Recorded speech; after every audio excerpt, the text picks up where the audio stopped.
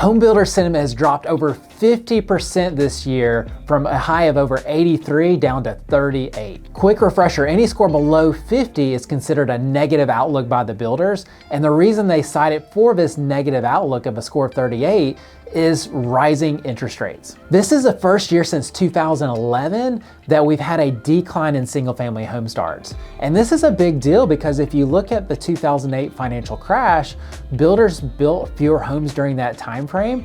And so during that demographic boom and fewer homes being built, we saw a deficit of about 5.5 million homes during that period. We just now got to a normal level of building so that we no longer create additional deficit. So now that we're decreasing the number of homes built, that 5.5 million home deficit is likely to increase over the next year to two.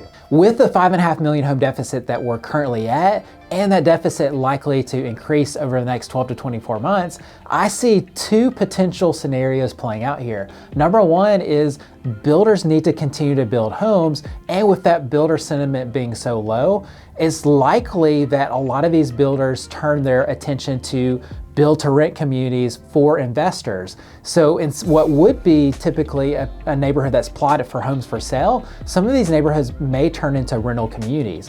What that will likely do is decrease home ownership rates in this country and likely further what a lot of people are calling a renter nation for the US. So home ownership rates are likely to continue to decline over the next couple of years as a result of this. Now, the other thing that I think could play out here as well is that as builders build fewer homes, or a lot of those homes go towards more rent-to-own, rental type communities, there's going to be a bigger deficit as we talked about. So bigger deficit as we hit lower interest rates likely over the next 12 to 24 months could create another boom like we saw during the 2020 and 2021 selling season. So we might get back to uncontrollable price appreciation and inflation in the real estate market as a result of this builder sentiment and the slowdown that we're starting to see. Home builder sentiment dropping as quickly as it has and getting below 50 for the first time in a long time is not a good thing when we need more homes in this country.